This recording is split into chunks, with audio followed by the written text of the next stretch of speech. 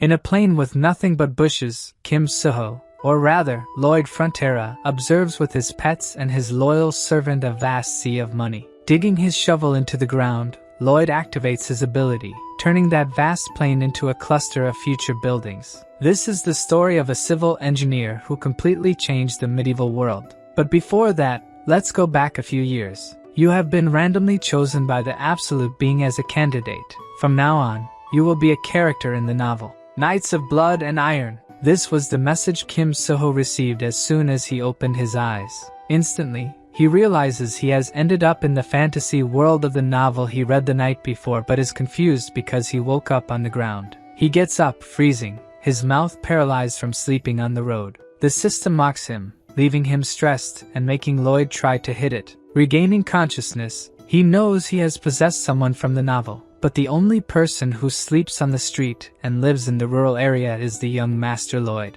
His bodyguard, who was searching everywhere, finally finds him. He is none other than the protagonist of the novel, Javier Azrahan. The protagonist recognizes him immediately, as he looks exactly like the illustrations in the novel. In the novel, Javier's reputation as a swordsman spread throughout the continent, but initially, he is just an anonymous knight who works in the countryside. When the protagonist finds out he is the vagabond Lloyd, he becomes extremely irritated. Seeing this, Javier says he never called him a vagabond, but is glad he has self-awareness.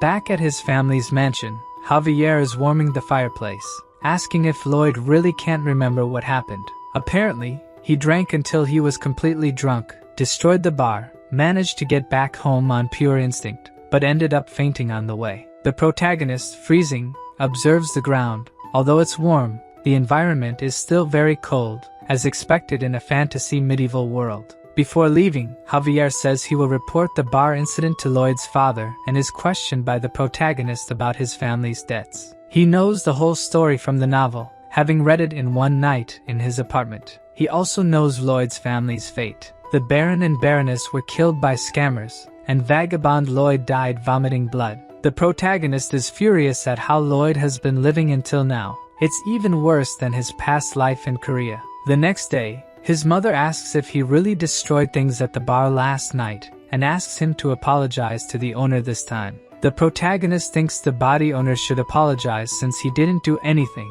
but still says he will apologize. His words truly scare them both. They never imagined he would apologize to anyone. In the city, a man working with hay sees Lloyd and his guard walking through town, so scared of him that he hides behind the cart. In fact, this happens to everyone in town. Even children are instructed not to make eye contact with him. His mere presence disgusts the villagers, but this is something he already knows. He wonders why Javier is following him. Javier says the Lord asked him to prevent any accidents from happening again. In short, he's there to protect the villagers from Lloyd. The protagonist wonders if he should try to clean up his image first, but the more urgent matter is to make a lot of money to settle the family's debts so he can enjoy a good life. He checks the system for any hacks he can use, but only finds 2 useless abilities. Javier asks where Lloyd is going since they are already in front of the bar. The protagonist says he got distracted and didn't realize they had arrived, but Javier is still very suspicious of his actions and suspects he is lying.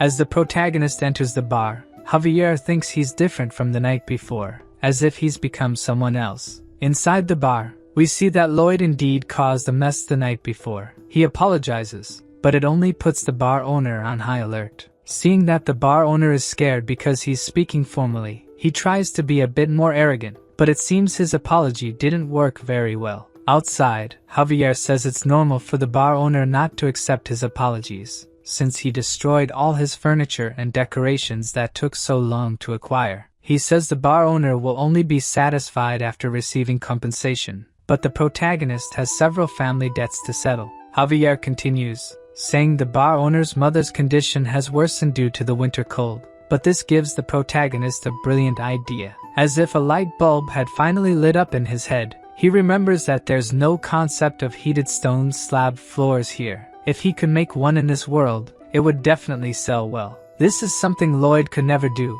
but with Kim Suho's knowledge, it would be possible. In Korea, he studied civil engineering and even managed to build a house while in the army. Excited about the new idea, he tells Javier he'll go back to the bar, but as he's returning, he receives a notification from the system saying his real journey has begun, and now he had RP points to earn from people. At first, he doesn't quite understand what it means and imagines it must be similar to XP. However, unlike XP, he doesn't gain it by killing monsters but by improving his relationship with characters, so he takes the opportunity to test how it works on Javier. His impression level with him is at -30, finding this number very low. He tries to compliment him by saying he's handsome, but this only makes the impression even more unfavorable, now at -31. He decides to set this aside for now to avoid irritating him and proceeds to the bar. At the bar, Lloyd is trying to make a contract with the owner. The contract states that he will build something to pay for the cost of all the items he broke. The owner obviously becomes wary and suspicious of his actions, even using a mental barrier ability against the protagonist.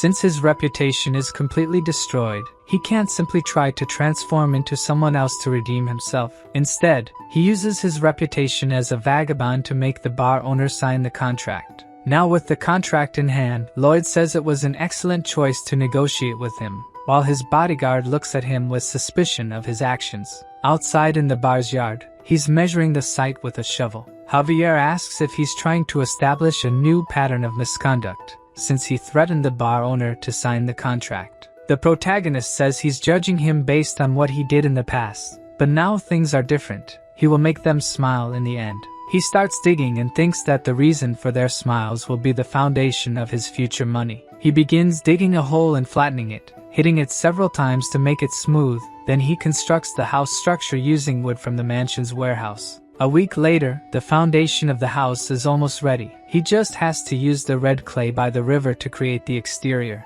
However, he's not an inexhaustible machine. His body is still physically weak. Javier is truly impressed that he is keeping his part of the contract with the bar owner. Even though he's exhausted, the protagonist says he has no time to rest and continues his work. He prepares to cut the wood but is stopped by Javier, who takes the axe from his hand and asks what needs to be done. He tosses the wooden planks into the air and quickly cuts them into perfect shapes. The protagonist is impressed, giving him a thumbs up. This is expected from someone about to become a sword master, and he compares it to modern equipment. He boldly asks Javier to help him dig, which obviously annoys him since instead of thanking him, he's asking him to work more. But the protagonist convinces him, saying that if they finish quickly, he'll be able to satisfy his curiosity about what he's doing. With no other choice but to help him finish faster, Javier starts working with the protagonist, and shortly after, they complete the house. He questions him about the symbol on the plaque, but the protagonist says it's his logo. Then he calls him to check what kind of problem he caused, lighting the fireplace and calling the bar owner and his mother.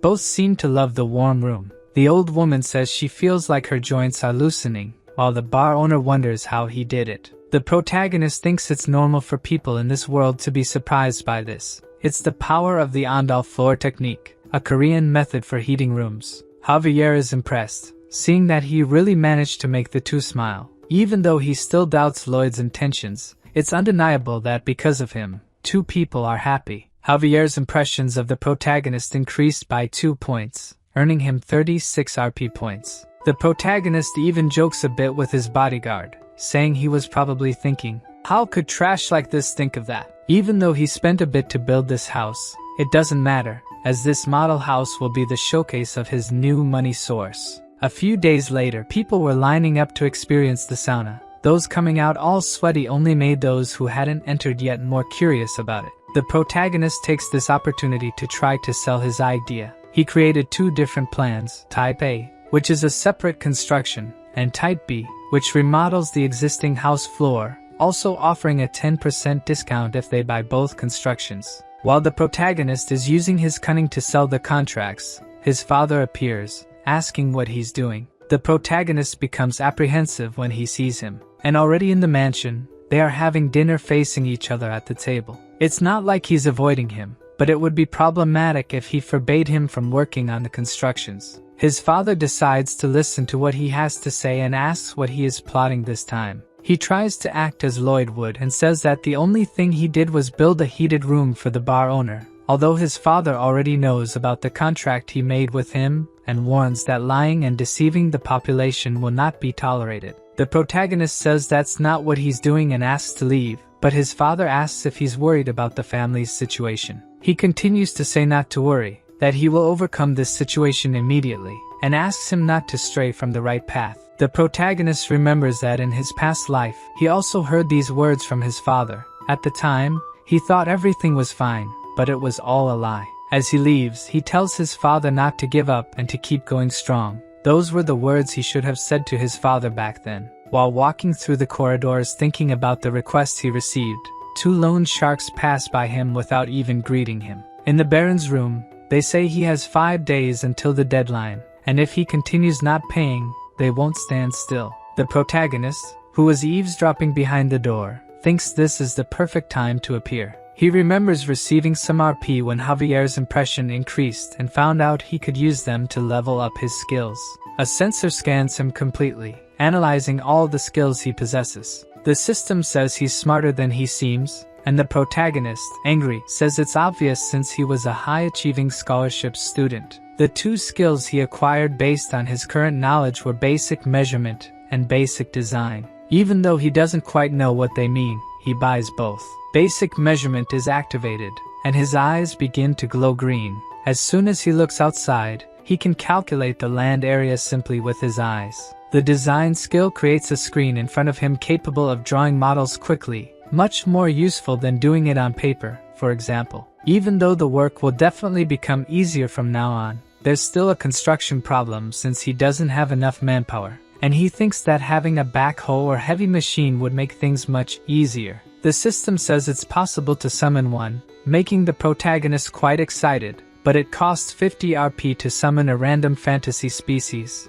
and he only has 1. Still, that's great since if fantasy species are as he imagines, they will probably be more useful than heavy machines. Back to the loan sharks. They are threatening the Baron that if he doesn't have enough money to pay, they might end up taking his wife and maid to be sold. However, at that moment, the protagonist arrives, asking if they have no manners just because they are loan sharks. They ask why a child is interfering in adult conversations, but before they ask him to leave, the protagonist asks for their invitation letter. In the kingdom's noble law, in Article 3, Section 6, it says that all nobles have the right to protect their rights and interests, and entering a noble's mansion without an invitation is equivalent to invasion. The loan sharks say they've never heard of this law, but he tells them to check it together and calls Javier. As soon as he enters the room, the protagonist orders to cut off the invader's arms. The loan sharks ask if he's crazy and if he plans to resolve this in court. Then he says that's why he told them to check together. He wants to see which side the court will take.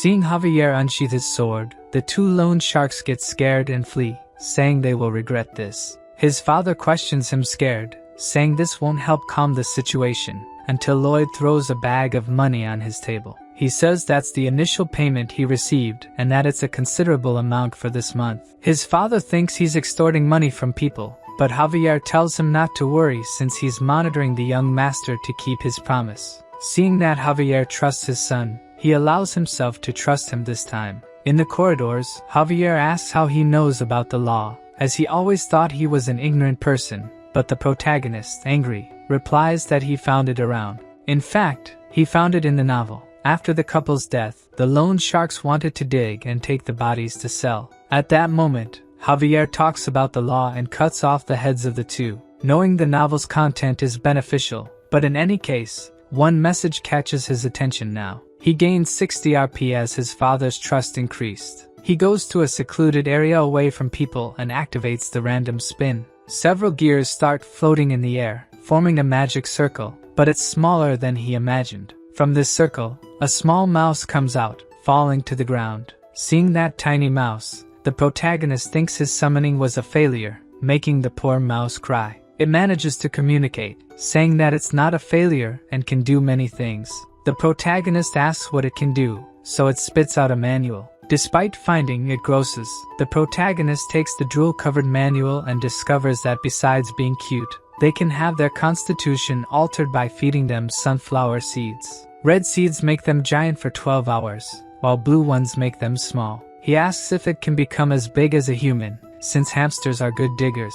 If it were human-sized, it would be really useful. When he feeds it, the hamster starts glowing and growing. It grows so much and so quickly that it ends up colliding with the protagonist, throwing him a bit away. The hamster, which could fit in his palm before, must now be over 10 meters tall. Besides, it has the digging ability, able to quickly dig through the ground. It can also harden the ground by rolling over it, and can store plenty of things in its mouth. The protagonist is happy because the heavy machinery problem is solved, but he can't just show up with these giant creatures since people might get suspicious. So, he will carry a book with him all the time and claim to be a summoning genius. The next day, Lloyd is instructing the workers with his slogans. He makes everyone repeat with him. Safety first.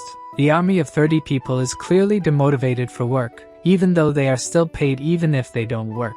The protagonist wonders why the Baron didn't fire them before, but this works better for him since there won't be additional labor costs. To try to motivate them, the protagonist gives a motivational speech, pointing at a handful of dirt, saying he spent the night digging it up and they should take it to the constructions. In reality, it was Podong who did it in 30 minutes. But even with a speech, they are still not motivated at all. He even thinks it's a normal reaction since people don't like to work. Then he is interrupted by the senior knight Nauman, who asks what he just ordered his troops to do. This man appearing there was something he expected. There are 3 knights living on this property, Newman, Bayern, and Javier. In the beginning of the novel, Bayern and Javier remained loyal until the property collapsed. But this man in front of him was the first to betray the Baron. Lloyd asks what he's doing, and he says he can't believe he's giving his soldiers dirty work, and as the head of the knights, he can't accept that. The protagonist says he got approval from the Lord, but he insists on talking about the past and that the protagonist must be using the soldiers for personal purposes. Lloyd asks if he wants a beating,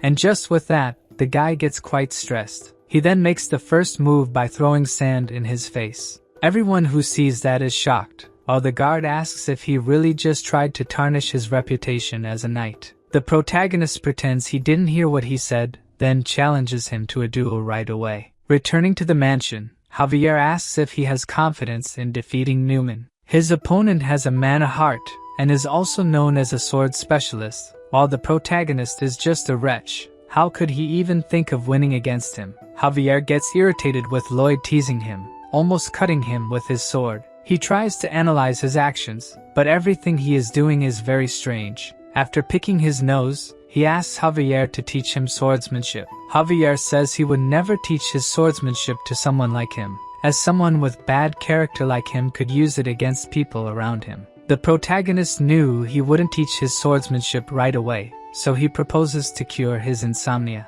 Javier wonders how he knows that, as if he's answering him in his head. The protagonist says he read it in the novel. In the novel, the ranking of the knights is divided into 4 levels. Javier's level is expert swordsman, and he will soon rise to the highest level, master swordsman. And the reason he can't sleep is that his nerves are superhuman. He agrees to the contract with Lloyd, but he will only teach swordsmanship if he can make him sleep, and says that he has already tried several ways to cure his insomnia, from cognitive behavioral therapy, herbal remedies, aromatic therapy. Even after saying all that, in a few minutes, he was already sleeping like a baby, hugging his pillow. The method the protagonist used to make him sleep is the same as teachers do in the classroom. He talked so much that at some point he just fell asleep. Now that he has fulfilled his part of the deal, all his sword techniques will be his. The next day, Javier, now refreshed from having a good night's sleep, tells the protagonist to start training with 50 laps. And surprisingly, he starts running without complaining. He completes 1 lap and says he hates doing it, but by the 2nd lap, he totally changes and says he surely didn't expect him to do it without complaining. By the 3rd lap, he unmasks his plan, saying he would say something like, "You don't have talent for this," and ignore the training. While he's being totally annoying to Javier, he gains a skill that asks him to hit himself, but he tells the system to discard it. It would be a lie to say he's not tired, but this is nothing compared to his past life. He had no family and woke up alone every day. At work, he carried bricks up to the 4th floor of a building every day, and at night, he unloaded trucks. All this just to survive, hoping that one day it would get better. Compared to that pain and despair, this is nothing. Seeing that determination and sincerity, Javier decides to teach him his sword technique. In the mansion, Newman talks to the Baron. He is disappointed that his son dared to insult someone who has protected his family for so long.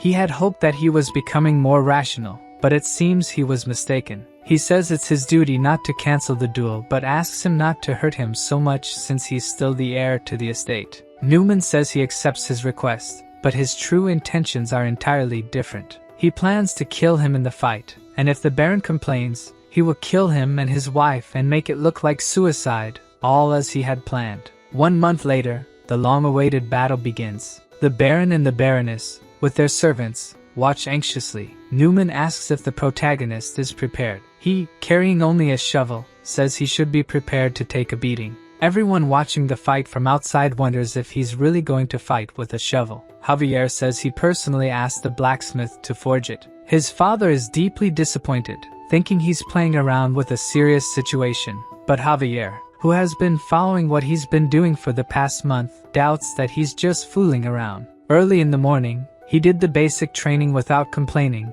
Then he went to the construction area to teach the residents about Andal, and then practiced swordsmanship until falling asleep at night. Someone who dedicated himself so much for a month couldn't be just fooling around. Javier is sure he's taking the fight seriously. The Baron initiates the duel between them, and the protagonist starts the combat with a pretty mediocre stance. Newman, who was already pissed off with him, is the first to attack but has his first attack defended. Both his father and Javier are impressed that he managed to defend an attack, and it wasn't just luck, since he continues to defend all the subsequent attacks. Javier is impressed with the extraordinary efficiency of his movements. It's like a sword technique evolved over many years. In fact, it's called modern combat, bayonet charge, something every Korean man learns in the army. Even using the shovel as a weapon wasn't random, since in addition to being able to use the shovel to defend himself, he can also use it to attack. For this combat, the protagonist came 100% prepared, first preparing the shovel, second, the basic sword technique, and finally, a tool synchronization ability for excavation. He managed to buy this ability thanks to Javier and his parents. Then, Newman shows why he is a Baron's Knight. He starts accelerating the state of his own mana using his mana heart. He truly prepares to attack this time, advancing almost instantly towards the protagonist. Even Javier says it's impossible for an ordinary person to block an attack from someone who has a mana heart. That's if he were an ordinary person, of course. Even though he attacked with all his strength, aiming to kill, the protagonist manages to block the sword. Newman is confused, feeling as if his body had sunk. This was the fourth ability he prepared, Azrahan's core technique, the technique that made Javier the strongest man in the novel. He realizes that his attack's mana was absorbed, immediately pulling out his sword, but the protagonist takes advantage of this opening to land a blow on his face. The impact is so great that he sees one of his teeth flying, and then he is hit by another attack. Everyone around is shocked. Lloyd really managed to win. His father ends the duel, but this isn't enough to quench Lloyd's anger. He continues to beat him while he's on the ground. His father gets angry, telling him to stop trying to tarnish the knight's honor. As some of the soldiers try to stop him, saying that the duel is over, the other knight from the family remarks that he's out of control. Lloyd claims to have calmed down and asks the soldiers to release him, only to hit him again immediately afterward. Javier, who is observing more closely, notices that he's hitting only in places that would cause almost no wounds, and the calm expression on his face indicates that he already knew this would happen. 15 days before the duel, the protagonist came asking him to teach the mental technique Azrahan. This startles Javier, since this technique was created by him, and supposedly no one else should know it. He confirms if this technique can attract mana from the surroundings and convert it into one's own. Javier asks how he knows the technique, but the protagonist shamelessly lies, saying he talked about it in his sleep. Javier says he can't teach the technique because it's still incomplete, but the protagonist claims he can complete it. He explains that if he absorbs external mana and puts it in the mana heart, the mana heart will simply reject it and explode it out, as they don't mix. He should concentrate it separately, and then move it around the mana heart. Javier thinks this might really be possible and asks how he came up with it, but the protagonist continues to brazenly say he just imagined it would work. That day, Javier was able to complete the technique he had been worrying about for so long, and on the first try, he managed to create 3 circles. Lloyd says he doesn't want to create a mana heart. All he wants to learn is the absorption part. He just wants to absorb what he can touch. Since he had learned this ability, Javier thought he could defeat Newman, but he triumphantly won. His father again tells him to stop talking about his reputation as a knight, but he tells him to look under the tablecloth and then say if this man deserves to be called a knight. He finds several letters, and when he reads their contents, everything is there. From the property's situation to the Baron's likes and dislikes and instructions on how to forge fake documents. These letters contain everything he has shared so far. Newman wonders how he found them since he had hidden them inside the wall, but due to the novel, he already knew where they were and sent his hamster to fetch them. He sees that his father is completely shocked.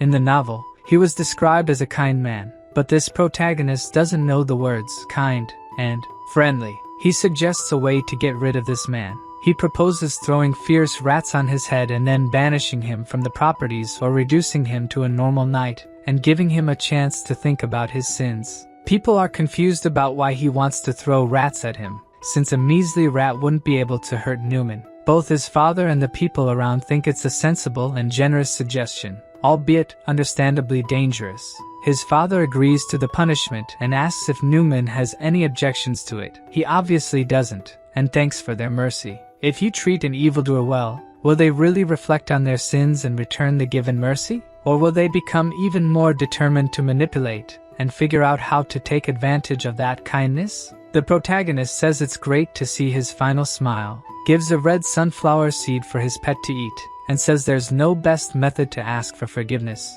The rat thrown into the air grows to a colossal size, falling on top of Newman, probably killing him. With this, the rotten apple of his lands has just fallen. The next day, his hamster digs a path in the middle of the city. Javier asks what he's doing, and Lloyd replies that he's preparing the way to build a road. The engineering unit, previously shy and unwilling to work, has now become surprisingly efficient. He mentions that in ancient times there was a city called Rome, where people loved roads and even created a road system called the Appian Way. He wants to build something similar, a road that stretches from the Baron's house to the eastern coast. Javier questions again why he's building a road, but the protagonist tells him to just watch quietly and see the rising popularity of roads. However, everything seems very strange to Javier, so he asks where he suddenly learned to do all this. He asks if he's really his young master Lloyd. When the protagonist saw this guy's personality in the novel, he knew something like this could happen.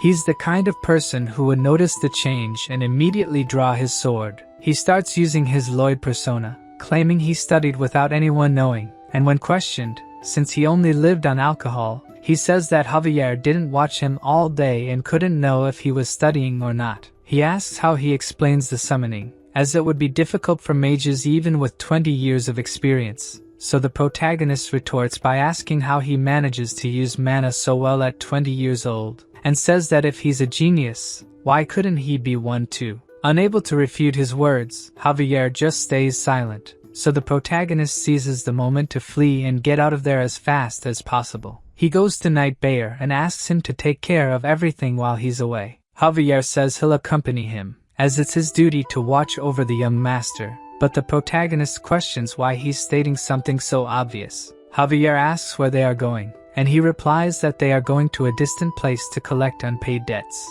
In a small, remote town in the Runia property, the scammer from Thor to Real Estate is very stressed because he lost a lot of money. His bodyguard says it's normal since he makes money by gambling, and also says that if he doesn't have enough money to pay him, he'll have to leave. The scammer gets scared, saying he can still pay and that he shouldn't go anywhere. He can make money by cheating others again, but since many people are looking for him, it's better to lay low for now. At that moment, the protagonist kicks the bar door open. The man asks what's wrong with him, but when the protagonist introduces himself as Lloyd Frontera, the guy is shocked as if seeing a ghost. The scammer immediately tells his bodyguard to run with him, and with just one leap, he jumps through the bar window. However, when he reaches the alley, a man is already waiting for him. Javier orders him to surrender the scammer and leave. If he refuses, he will be considered an accomplice. The bodyguard won't give up so easily, and as he prepares a spell, he asks if he even knows how to use a sword. The protagonist, observing the fight through the broken window, says that when Javier lost the Baron, he sought revenge and then fought this bodyguard, the first evil black mage he encountered. He had to fight against gravity power. At least that's how it is in the novel. The black mage then uses his gravity magic, directing it towards Javier. He manages to defend using his sword, but the magic expands and creates a gravitational field around him. The black mage then activates the gravity, causing him to break the ground with his feet. When Javier fought this guy in the novel, he was just an expert swordsman, but now this Javier has 3 mana circles and easily manages to cut the gravity magic. Seeing that it will be impossible to confront him directly, the black mage flees, saying that wasn't part of the contract. Javier asks if he knows what happens if he strikes a noble, intending to cut his legs, so he will crawl to the tribunal. However, at the last second, the scammer is saved by Lloyd, who steps in the middle of the attack and prevents it from landing. He shouts at Javier, saying he will be punished with death if he goes to the tribunal. Javier is shocked. Lloyd just showed kindness to another person. They tie up and lock the swindler in the room. Seeing him quite apprehensive, the protagonist tells him not to be so afraid since he won't kill him. After all, if he did, the people he owes money to would cause a mess. The swindler asks if the protagonist will forgive him, and Lloyd replies that he won't take it to the tribunal, but he expects compensation in money. But since he doesn't have money to pay, the protagonist has another way to forgive him. All he has to do is sign this contract, and that's it. The swindler asks what kind of contract it is. It's just an ordinary worker's contract, and he will be paid, of course, but 80% of his salary will go to repayments due to the high debt, to be paid after 520 years. This shocks both the swindler and Javier. It was obvious that he wasn't there just to sympathize and forgive. The protagonist thinks he'd never be crazy enough to kill a guy who owes him. He'll suck every drop of money he can for the rest of his life. The swindler asks how he can make such an unfair contract, but when the protagonist threatens to take it to the tribunal, he ends up signing the contract right away. Back in the cart on the way to town, we see the swindler still tied up. Javier mentions that due to this guy's money, they won't have to worry about interest for a few months. However, the protagonist corrects him, saying he'll use all that money to invest in labor costs since the 30 soldiers aren't enough. A few days later, we see the protagonist recruiting employees. The line is so long that it extends for several meters. He asks Javier if these people really hate him. He's sure they do, but due to selling the Diendal for a lower price and being firm in punishing the traitor, people have started to see him as trustworthy and capable. The man in front of him asks where to sign the contract but thanks him first since his son used to get very cold in winter. But thanks to him, he doesn't have to worry about that this year. The protagonist even feels ashamed, as he's only satisfying his greed. The man continues, saying he has relatives from another town who would like to buy the Andals. The protagonist expected this to happen, since he didn't build the Andal for nothing. Now he'll raise the price under the pretext of travel expenses and make all the money from them.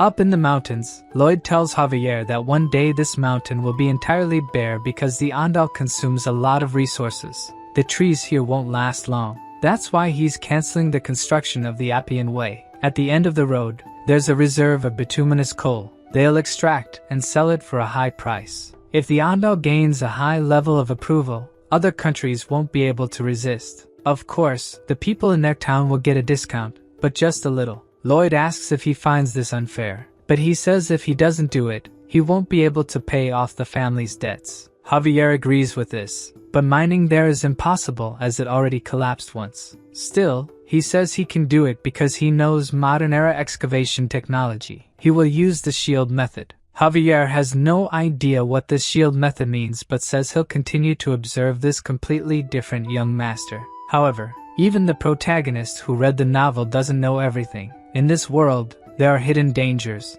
and within the cave are thousands of creatures just waiting to emerge. Lloyd clasps his hands and performs magic, casting it upward and summoning a high-level apartment. A huge building appears from the sky, falling behind him. At least that's what he would like to do, but the only magic he uses is on his finger to design faster. Tired because this project is taking too long, he thinks he would like to summon 100 undead workers who don't need a salary. Due to the incident with Newman, he gains 639 reputation points due to favorable impressions from people. He upgraded his basic design skills and basic measurement skills to intermediate level, gaining new functions. Arriving at the mine entrance, he reflects on how he's supposed to dig there. He activates his intermediate measurement skill and can scan up to 5 meters. With this ability, he can find the safest path, but the problem is how to unearth the entrance quickly. Humans will take too long and get tired easily, and Padong is sick of the road project. He sees no other choice but to randomly draw a new species. He activates the mini portal again, which makes quite a noise,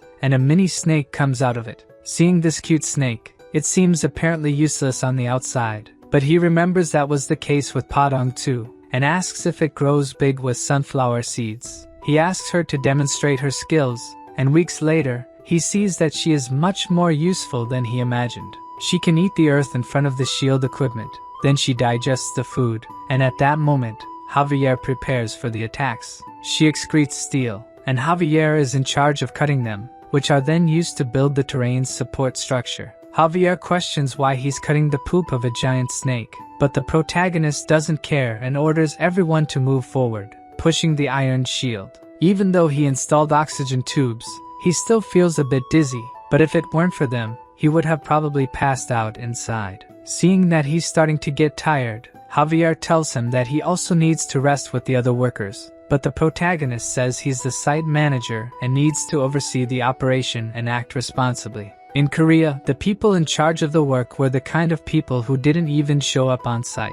He hated those people and promises never to be like them. So, he uses his ability and detects luminous coal ahead. He cheers everyone up, saying they're almost there, and thanks to Little Snake because thanks to her, they were able to do this 10 times faster. While the protagonist explains that after they reach the coal, they'll have to dismantle the shields and expand the space, they start hearing a noise coming from the ground. Alarmed, the protagonist uses his ability and sees a small hole that wasn't there before, and this hole begins to grow larger until a giant ant emerges from it. Javier immediately cuts its antennae, and Lloyd uses his shovel to crush its head. The sudden appearance of this monster surprised him since it's something that didn't appear in the novel. But this is not the time to relax because an ant never walks alone. Thousands of ants begin to appear, and the protagonist evacuates everyone outside, while Javier manages to hold several of them, cutting them into pieces. If there's an ant colony, there can be from 200 to 1,000 monsters there. Javier is running out of breath. He won't be able to hold them all,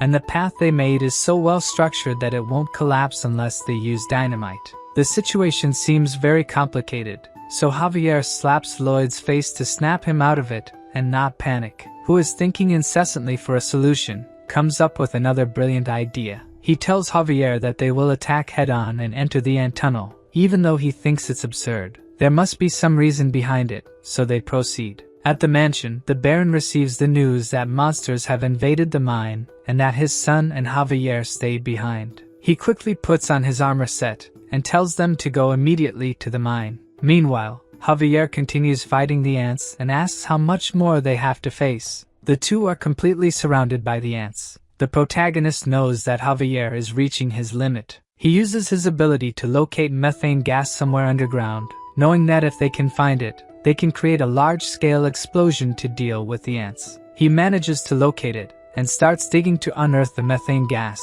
with Javier protecting him. Things seem to be going well, but they both hear a very loud scream. The Ant Queen has decided to show up, and just by seeing her size, Javier says he can't face her. However, in this situation, he has no choice but to push beyond his limits, managing to defend against and counterattack the Queen's assault. While Javier fights her, the protagonist continues digging until he finally uncovers the gas. He tells Javier to get out of there as fast as possible and run to the entrance, while he grabs a still-burning torch. They run through the tunnel filled with dead ant bodies, and when they finally put enough distance, he throws the flaming torch towards the gas outlet. The Ant Queen tries to attack them but is hit by the massive explosion caused by the gas. Not only her, but all the ants in the cave are caught in the blast. Outside, people hear the noise and a great tremor from deep inside the cave. The Baron worries about his son and tries to enter the cave but is stopped by his bodyguard. Inside, the two survive the explosion, but Javier and the snake have fainted.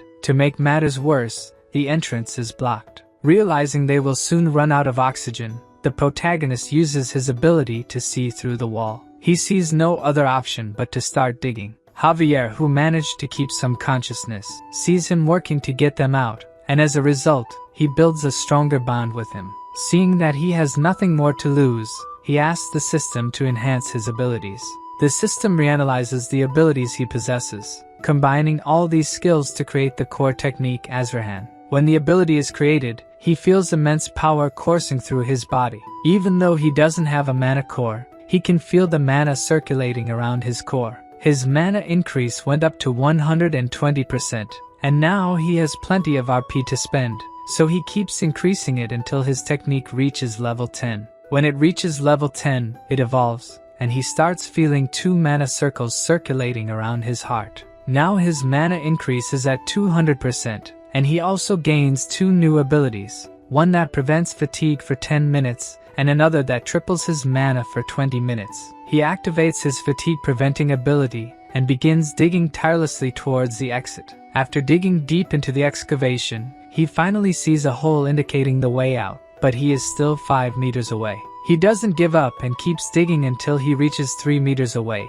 but his oxygen runs out, and he falls to his knees, exhausted. Then he activates his other ability, Power Extension, and continues to hold on firmly to the excavation, but its limit is 20 seconds, which is not enough time for him to reach the exit. Already feeling hopeless, he thinks that as the son of a noble in a remote area, he just wanted to live a quiet life. Unfortunately, he is about to die after exerting so much effort. When he was about to accept his fate, Padong appears, making a small hole. This small hole is enough for him to breathe and regain his strength. Even though he is tired, he still gets up, clinging to the hope that a peaceful life as a noble awaits him just ahead. Inside the cave, the Baron's group explores it, even the deep parts, in search of the two, until he sees his son carrying Javier on his back, who surpassed the limits of his own body, was able to create a third ability that allowed him to endure until there. Seeing that he has finally achieved his goal, the protagonist faints, being embraced by his father.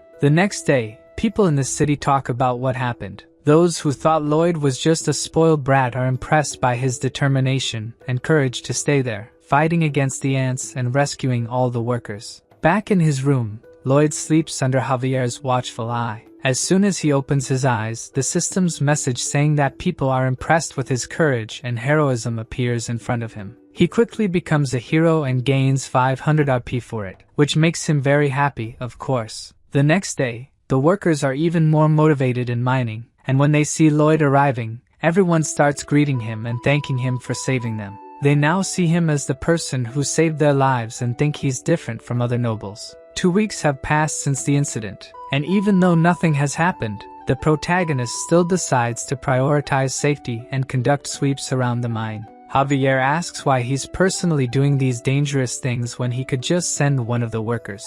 But the protagonist calls him an idiot. He should be responsible for the dangerous tasks, so they won't say anything even if he spends a lot of money. They reach the end of the tunnel, and Javier tells them to go back. But the protagonist seems to have seen something with his ability. He starts digging to investigate, as there might be ant eggs that haven't hatched yet. But what he finds is something unexpected. An orc trapped along with several other animals, probably stored to be eaten later. Javier says he looks dangerous and intends to take care of him right away, but he's stopped by the protagonist. Lloyd asks if he's dead, but Javier says ants have a habit of only paralyzing what they're going to eat. The MC gives a wicked smile and says this is an incredible reward. Back at the mansion, the orc is already awake. His name is Hirosh, and he says he will never forget him as his savior. Hirosh, the son of the orc tribe leader, says he will do anything for Lloyd for being his savior. In fact, that was the exact reason he helped the Green One. Our prota asks for 120 orc workers to help at the mine, but his request is denied by the orc. As orcs are warriors, only other warriors can give them orders. And since young Lloyd is not a warrior, he couldn't give orders to the orcs even if they provided workers. In the orc tribe, it's necessary to bring the head of a monster ant when one becomes an adult. Hirosh made a mistake in the tunnel and ended up being paralyzed. But of course, our MC wouldn't let this opportunity pass so easily. Before anything else, he congratulates him for becoming an adult orc. Hirosh, crestfallen, says he couldn't catch a monster ant, so the protagonist says they caught the ant queen together, showing her head pinned to the wall. The Hulk says he doesn't remember catching such a big ant, but the liar says it was a truly surprising sight because when he entered the ant tunnel, the queen was trembling with fear. While Javier listens to his disgusting lie, The orc believes that they are both excellent warriors and that they together caught the queen. Lloyd mentions the 120 workers again, but this time the orc says he will recruit them. A week later, in the Steel Sand Tribe village, the protagonist, who had made a long trip there, finds out that the orc leader refuses his request. Shocked, he asks why. The orc chief says they need to hunt every day, and if they don't eat protein right after the hunt, they will lose muscle strength. Javier says these orcs are bodybuilding maniacs, so it will be impossible to convince them. The protagonist asks if there was a way to preserve the meat so they could go without hunting for more than 3 days, and he says he knows how to prevent the meat from spoiling even after several days. Let's go back a little in time to remember the moment they arrived in the village. The father and son, who hadn't seen each other for so many days, were extremely emotional to see each other again. They run to each other and give a tight hug. The impact of the hug alone was so strong that it caused a gust of wind to spread around. Lloyd says that if anyone had been between those two, they would have turned into mincemeat. Our mercenary thinks that if they can get 120 workers with these two, productivity will increase hundreds of times.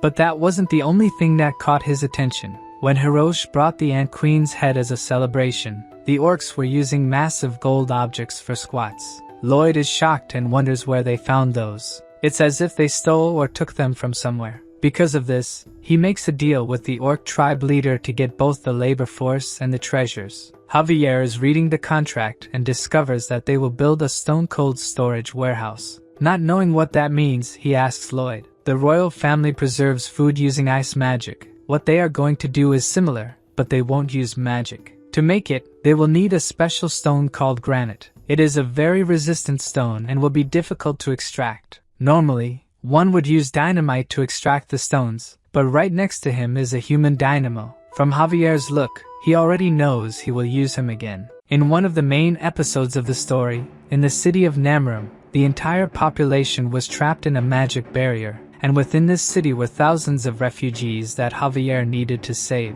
At this moment, Javier was a sword master with 4 cores spinning around his mana heart. At this moment of despair, he unintentionally created a skill. The explosion from the collision was so strong that, aside from destroying the magic barrier, it became one of his main techniques. Lloyd explains this technique that he could use. Javier again asks how he knows about this, but the protagonist says he just thought of it at some point. Even though the real reason he taught him this technique was to use him, it would still be a great strength boost if he could execute it. Protecting the mana heart with 1 core and moving the other 3, he releases an explosion into the rock. It was so strong that it tore through all his clothes and even ruffled his hair. Angry, Javier asks if he knew that would happen, but Lloyd says he had no idea and apologizes. Anyway, the idea worked. Now it's his turn to work. Javier speaks of his knight's honor, and that now he's being used for construction, but the MC realizes that this is just his way of showing gratitude. After this, the construction proceeded rapidly. The granite Javier cut was carried by Padang. The orcs who were addicted to training started working on their own. Because of this help, they will be able to finish 5 times faster, and the last thing they will need is the ice and thermal insulation. Lloyd asks Javier where the people with the insulating material are. He replies that it's been exactly 3 weeks, and the group should have arrived by now. There are 2 possibilities. Either the soldiers are lazy, or there was an accident. The protagonist says they must check immediately. Javier stops him and says that if this is a mission, he should do it alone since he doesn't know what kind of accident happened. It could be dangerous. But Lloyd has explained this several times. He is in charge of construction and responsible for the workers' lives. Exploring further into the mountains, he ends up finding one of the gloves he had custom made to use when handling insulating materials. Javier warns that he senses a strange energy coming toward the canyon, an abnormal flow of mana but very faint. Thinking about it, he tries to remember if he saw something similar in any of the novel's episodes, but something leaves him completely terrified. He immediately says there's no time, and they need to walk quickly, as everyone might be dead. They venture further into the canyon, finding several clues from the missing group, until they reach Rupalan's dungeon. This was a place Javier had been looking for since the beginning of the novel, the hideout of a black mage named Rupalan. The protagonist is deeply irritated that someone dared to lay hands on his workers. Javier is the first to enter the cave, telling Lloyd to stay behind him.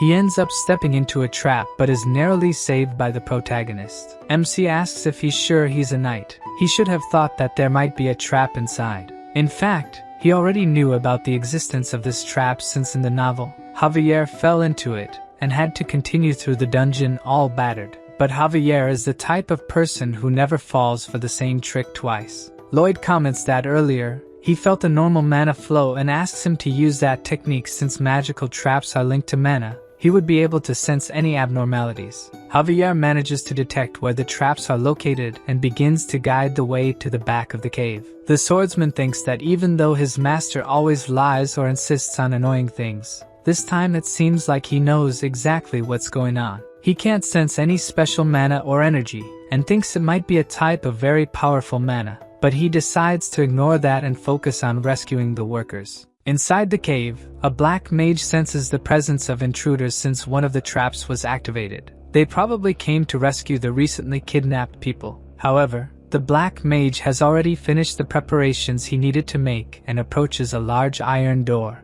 Opening it, the 5 missing workers are there. He grabs one of them by the hair and starts dragging him, throwing him into a magic circle of blood. This is the magic circle that connects to hell. Using a scythe bathed in blood for 100 days and a young human, he will execute his spell. Before he can hit him, the black mage hears a shout telling him to stop. At the entrance to the laboratory, he sees Lloyd and Javier ready to attack him. Surprised at how fast they got there since there were hundreds of traps in the cave, the mage automatically uses one of his spells. 2 iron doors close around them, trapping them in that small space. The protagonist already knows what's coming and holds his breath as a sleep-inducing gas starts to fill the area. Lloyd uses his ability that makes him tireless for 10 minutes and starts digging quickly into the ground to make a tunnel. He doesn't need to worry about Javier since he is already immune to all medications to treat his insomnia, so sleeping pills don't work on him. Seeing Lloyd digging a hole under the door, he looks like a giant mole. Javier will keep that memory to tease him later. When the MC finishes digging the hole, he calls Xavier to finish it, preparing a magical explosion to surprise the black mage. The big explosion works, and the black mage is totally shocked to see that. Observing the protagonist emerge from the hole in a monstrous way, he decides to summon a creature to fight. A 2-headed monster comes out of the circle. Even though it's one of his failures, this monster is still very strong. Seeing this giant creature in front of him, Lloyd tries to tell Javier its weak point, but using the explosive wave, he manages to make a cut that tears the monster in half. Even the MC is impressed, since he didn't know he could use the explosion as a propeller to cut. This is a technique that doesn't even exist in the novel. Seeing the swordsman easily deal with his monster, the black mage goes into despair as he can't defeat them. The protagonist approaches him and asks how he intends to compensate for delaying the construction by 2 weeks due to the soldier's abduction. The black mage kneels, begging for forgiveness. In his mind, all he thinks about is surviving, but the protagonist doesn't care about the apology and asks about the compensation. With no alternatives, the black mage offers all his magical items. Lloyd is quite pleased that all the items will be his, while Javier rescues the soldiers. The MC asks what he was going to do with the kidnapped soldiers. The black mage was studying the resurrection of the dead, trying to bring back his deceased wife and son. He worked as a mage in the Lord's mansion, but one day the Lord tried to take them away from him, so the black mage planned to escape with his family. Lloyd interrupts his story right in the middle. He is not interested in hearing it at all. The protagonist asks if the black mage really thinks that bringing back his wife and daughter after killing hundreds of people will be good. Due to his selfish goal, he ruined several other happy families.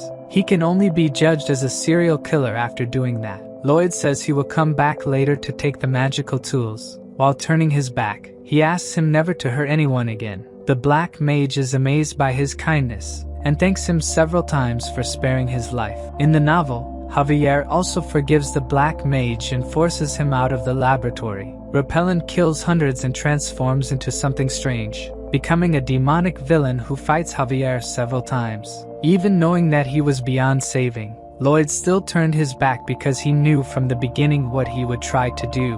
Quickly, Javier finishes off the black mage who was ready to attack, removing his head from his body. Before becoming Lloyd, in his past life, he met a man who simply mistreated him for no reason, The supervisor acted like this every day, and the MC always apologized. Thinking that kindness begets kindness, he lowered his head, but precisely because of this, he chose him as an easy prey to be mistreated. One day his anger finally consumed him, and he couldn't stay calm anymore. That day the protagonist gave the beating that bastard deserved. While hitting him, all he could think was that he was screwed. But the result was completely different. The man started to fear him and avoid him. On that day, he realized that there are certain moments when violence needs to be stopped with violence. Villains must receive punishment equal to their crimes. Returning to the orc village, the protagonist notices that his men are very tired. Seeing that he could faint at any moment, Lloyd instructs him to hand over his backpack.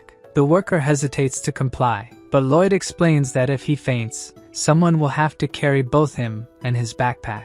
In reality, the young master takes backpacks from all the workers, ties them together, and declares that if anyone complains from now on, they won't receive bonuses. Javier isn't sure if he's doing this just for the backpacks or for the soldiers as well, but the truth doesn't matter to them, since all the soldiers see Lloyd as a trustworthy leader they can follow. The system sends messages asking if he doesn't find this rewarding, but for the protagonist, his only reward is money, nothing more. Arriving at the orc village, the stone-cold storage is already complete. Inside, the young orc notes that it is indeed a bit colder than outside, but not enough to prevent the meat from spoiling. Lloyd says it's still not complete as they lack ice to cool the area. Hiroshi asks how he's going to get ice since their living area is very hot. With a smile, Lloyd says he'll get it one way or another, which makes the orc doubt him, thinking he brought a swindler to the village. However, the young Hulk decides to trust him, since his savior shouldn't be a bad person. When the orc leaves, Javier asks how he's going to make ice, but that's something even the protagonist doesn't know. Javier questions him signing the contract without a plan, but Lloyd explains that to be successful, you have to make the impossible happen. At night, the protagonist sits on rocks pondering how to make ice. First, he made molds and asked his pets to fill them with water, but he doesn't know how to turn it into ice. In this world, there are ice mages, but he doesn't know exactly how their magic works. He knows that magic is a way to control mana freely, a technique based on changing the arrangement of mana in the atmosphere. There are various types of different mana. If he can gather just one type and concentrate it, then he might have what is considered magic. Lloyd asks his pets to fill the giant ice cubes. Even though he can't use mana freely, he can do something similar. Placing his hand in the water and using the Azrahan core technique, he will try to draw only the warm mana and leave the cold in the water. In the first attempt, he does the opposite and pulls only the cold energy. Javier thought he was just being reckless, but apparently, the young master is finding his way proudly. A few days later, he actually succeeds. The orc chief and his son are shivering in the cooling room. What causes all this cold is a huge block of ice made from several smaller ones. Both of them are truly happy. Now they don't need to hunt every day or waste protein. Lloyd looks at Javier with a look that says, "This is the mind of an entrepreneur," and the swordsman agrees that he was indeed right. The orc lord says he is deeply indebted to Lloyd, who has now gained the 120 workers, mentions that he was merely following the contract. However, the chief states they don't take things for granted just because of a contract. Therefore, he and the entire Steel Sand tribe now declare Lloyd Frontera's family as blood brothers, and to celebrate, all the orcs strike the Arnold pose. All friends of the Frontera family will also be their friends, and all enemies will be considered enemies of the entire tribe. The protagonist, pleased, reciprocates by flexing his few muscles. After a week, when they arrived in the city, people's reaction was exactly what they expected. It's obvious they were scared to see 120 muscular orcs entering the city. Lloyd wonders if he should have made a formal announcement to calm the people. It seems even that wouldn't have worked since even his parents, who knew the orcs were coming, were scared. Besides the points the protagonist gained from the orc village, the story of how he saved the workers from the dark mage also spread, leaving him with a total of 911 points. The Baron said he would look for wealthy merchants to buy the orcs' equipment. Now all that's left is to figure out how to use the dark mage's tools. While looking through a book, Lloyd finds something so surprising that he immediately rushes to the mine. There, he searches for the defaulter everywhere and tells him he has great news. The clause in the contract stating he would work for 520 years was a joke. since it makes no sense for someone to live that long. But now he won't have to worry about it, as he found a spell that can turn someone's body into a ghost and control it. This means he will be able to work for the next 520 years. The protagonist asks why he's the only happy one there and tells him to smile. The defaulter forces a smile, while shedding tears of despair. His actions were so cruel that the system says the king of hell is enchanted by his personality. Returning to the mansion, there are things he needs to discuss personally with the Baron. He looks for him everywhere, but a maid says the Baron received a visit from loan sharks.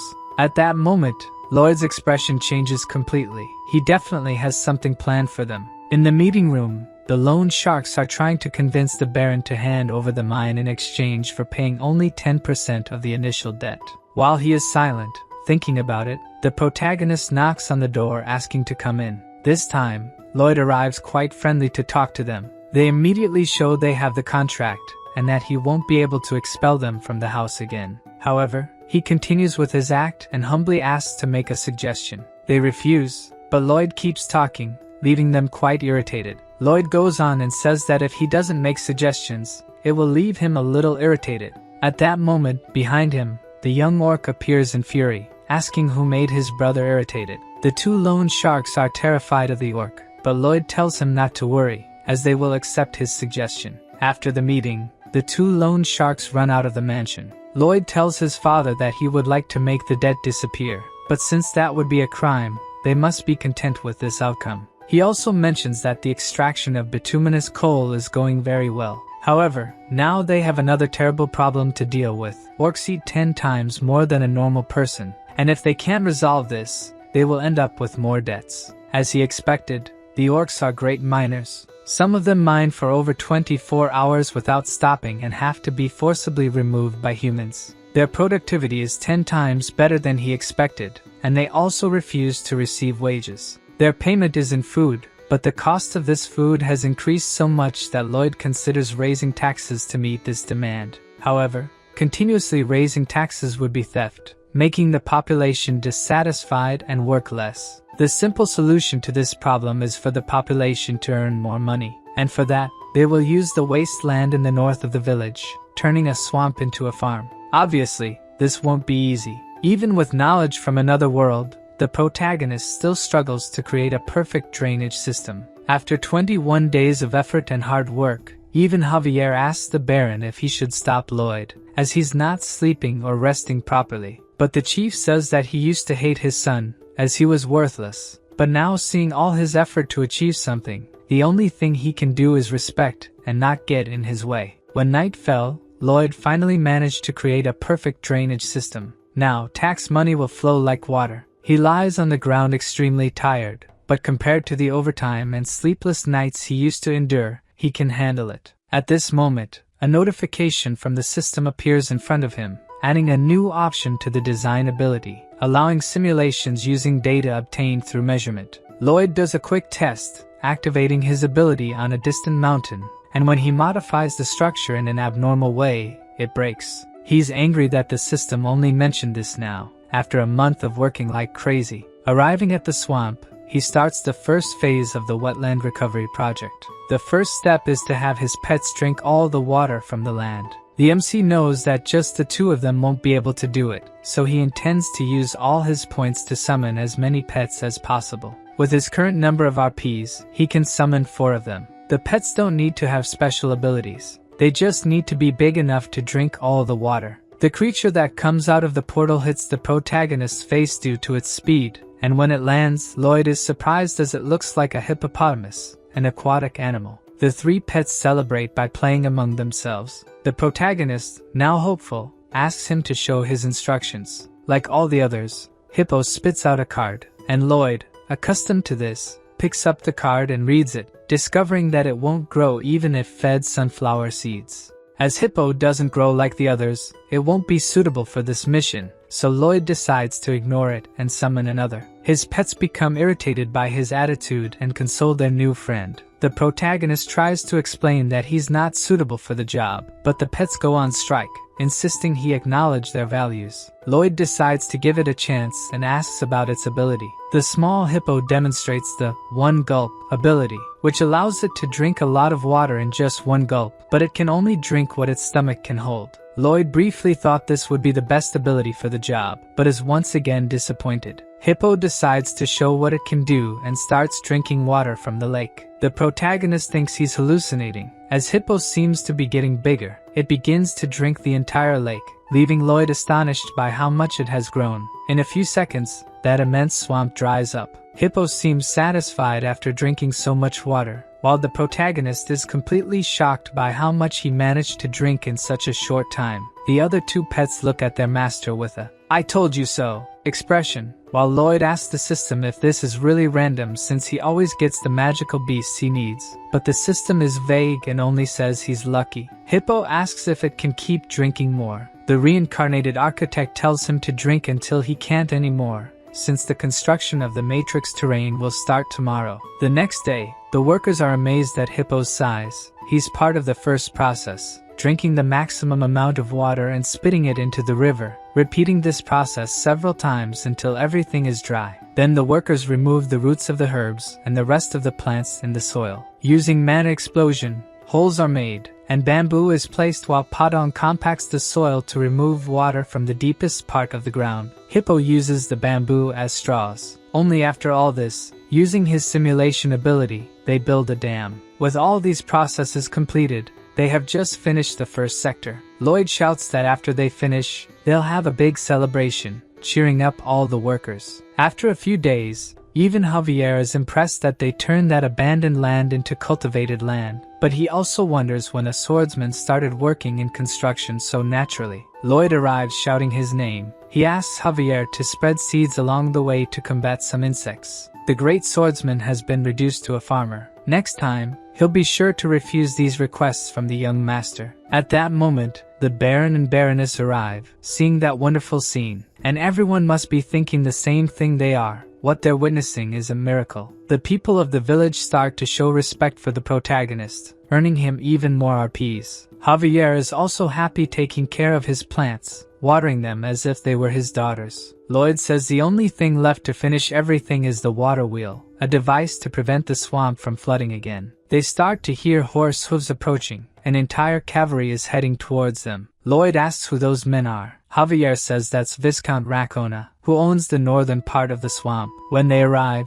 the protagonist identifies himself as responsible for the construction. One of the mounted subordinates says this is the Viscount's land, and they should leave immediately. The Mara's swamp is a place that hasn't been visited by anyone for hundreds of years. The northern part is land administered by Viscount Lacona, while the southern part is administered by the Frontera. However, they obviously claimed rights over the land out of nowhere, aiming to take this fertile land without any effort from the start. It makes sense for them to insist on handing over the land, since a part of the swamp is indeed their property. That much is clear until now. Lloyd asks the Viscount if he's really saying that his land was invaded. The man on horseback tries to speak but is interrupted by the protagonist, who says this conversation is among nobles. The man gets angry, while the farmers question the young master's actions. Lloyd introduces himself as the eldest son of the Frontera family. The Viscount comments that his behavior is indecent and asks to call Baron Frontera. The MC pretends not to have heard and scratches his ear. When questioned, he says the only thing he heard was the sound of a dung fly. The Viscount looks for the fly but is alerted by his guard that the young man is referring to him. Lloyd talks about the laws of the kingdom's lands, Law number 321, a special law about cultivating wasteland. If wasteland is abandoned for a long time, it's possible to establish ownership of the land. If left unattended for 100 years without residence or cultivation,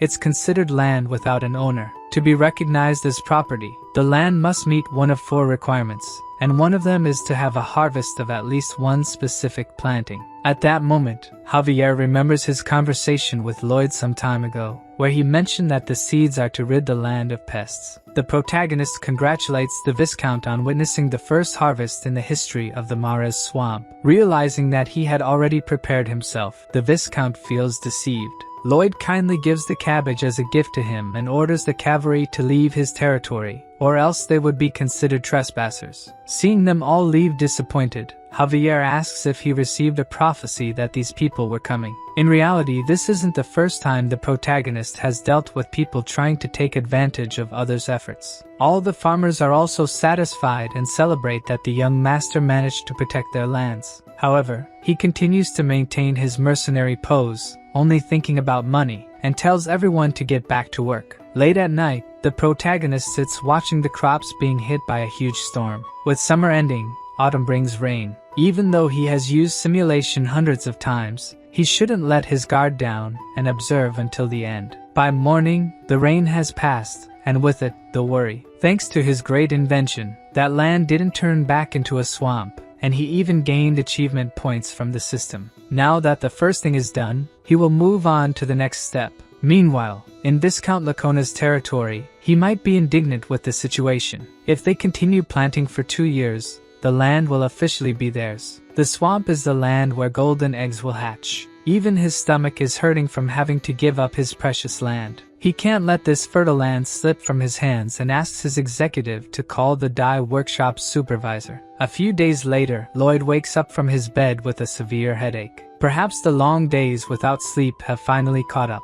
Even so, he can't just lie in bed, as there's much to do. The problem arises when even Javier wakes up strangely. He's also experiencing the same headache, making the protagonist realize that this isn't just a coincidence, but something intentionally done by someone. It wasn't just the two of them who were affected. The maid Emily, Mr. Alap, the boy in charge of the cows, and the cows themselves were all affected. In summary, this is affecting everyone in the village, humans and animals alike. The animals with better instincts refuse to drink water, leading the protagonist to believe that the water must be causing this. Lloyd's greatest weapon in this world is his knowledge, but after the incident with the ants, he realized that not everything is as it seems. Expecting the Viscount to take action, research was done on his territory, revealing that his main source of income is dye technology using the Ladona fruit. The problem is that this fruit can be toxic to humans. Due to his envy and greed, Racona, without a doubt, sabotaged the village's water. Inside the mansion, Baron Frontera is shocked by a proposal. The Viscount's subordinate demands half of the wetlands, promising they would stop dumping dye waste into the water.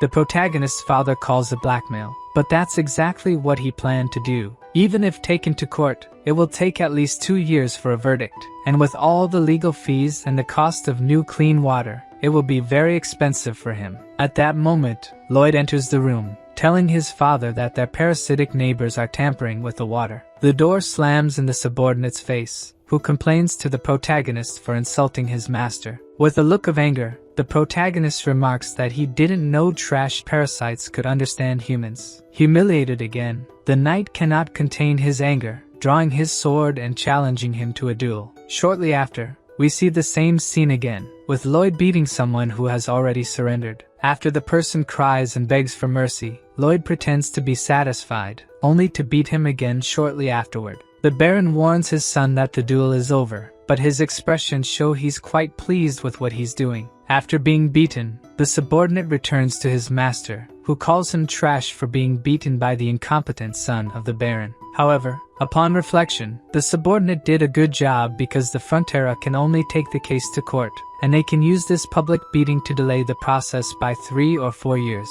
At least, that's what the protagonist thinks the Viscount is planning. However, as a Frontera, he will resolve this using his own methods, rallying the population to defend their lands from greed. First, to solve the water problem, they build a reservoir using hippo to bring water from a local river before it becomes polluted, filling the reservoir. Javier says it's a good solution, but they'll have to do it every day without rest. Lloyd says it's only a temporary solution. The real plan is to build a water supply system. To do this, infrastructure will have to be built to bring water from Lake Kapua in the eastern mountains, which will be a massive undertaking in terms of work and costs. However, the protagonist knows exactly how they will recover what was spent, multiplied by 100. Months later, the Viscount is extremely anxious about something. The manager informs him that the eldest son of Baron Frontera is requesting an audience to help solve recent problems. Inside the room, Lloyd sarcastically remarks that he's doing very well and is there to help with his problems.